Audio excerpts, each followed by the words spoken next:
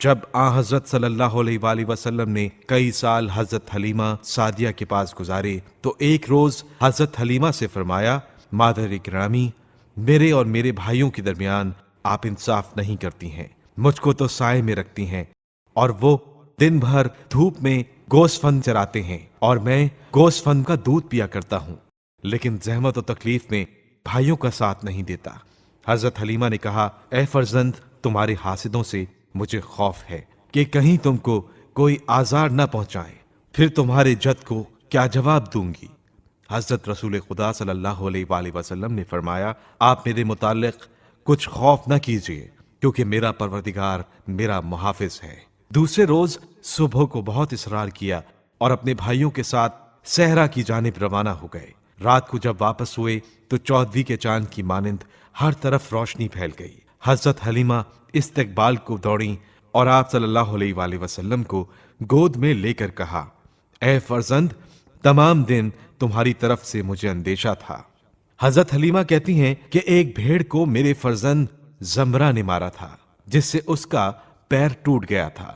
میں نے دیکھا کہ وہ بھیڑ حضرت صلی اللہ علیہ وآلہ وسلم کے پاس آئی اور ایسا معلوم ہوتا تھا کہ وہ اپنے درد کی شکایت کر رہی ہے۔ حضرت صلی اللہ علیہ وآلہ وسلم نے اپنا دست مبارک اس کے پیر پر ملا اور چند کلمے اپنی زبان معجز بیان پر جاری کیے، بس اس کا پاؤں درست ہو گیا اور وہ اپنے گلے میں چلی آئی۔ تمام جانور حضرت صلی اللہ علیہ وآلہ وسلم کے مطیع تھے۔ جب آپ چلنے کو کہتے تو چلنے لگتے اور جب رک جانے کو فرماتے وہ سب رک جاتے تھے۔ ایک روز ان کے بھائی بھیڑوں کو چراتے ہوئے ایسے جنگل میں پہنچے جس میں شیر اور دوسرے درندے بہت تھے۔ ناگاہ ایک شیر ایک بھیڑ پر جھپٹا۔ حضرت صلی اللہ علیہ وآلہ وسلم آگے بڑھے اور شیر سے کچھ فرمایا، اس نے سر جھکا لیا اور بھاگ گیا۔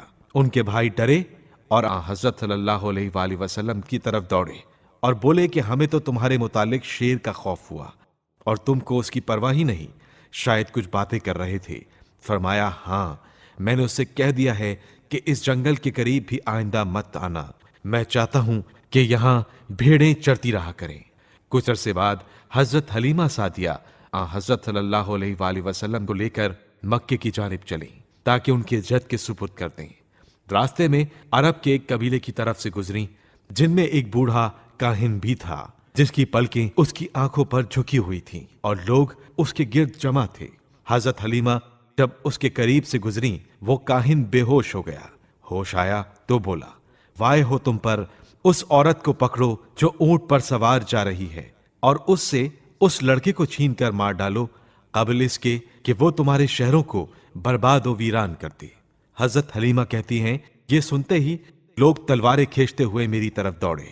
جب میرے پاس پہنچے تو ایک تند و تیز ہوا چلی جس نے ان سب کو زمین پر پٹخ دیا اور میں بچ کر نکل آئی اور مجھے کوئی نقصان نہ پہنچا، یہاں تک کہ میں مکے میں پہنچ گئی اور حضرت صلی اللہ علیہ وآلہ وسلم کو ایک جماعت کے پاس چھوڑ کر ایک کام کو چلی گئی۔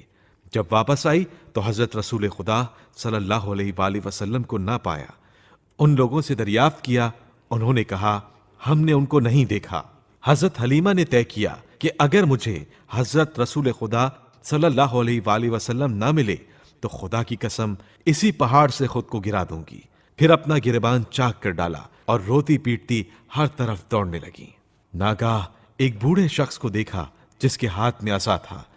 اس نے میری پریشانی اور بے قراری کا سبب پوچھا۔ میں نے پورا حال بیان کر دیا۔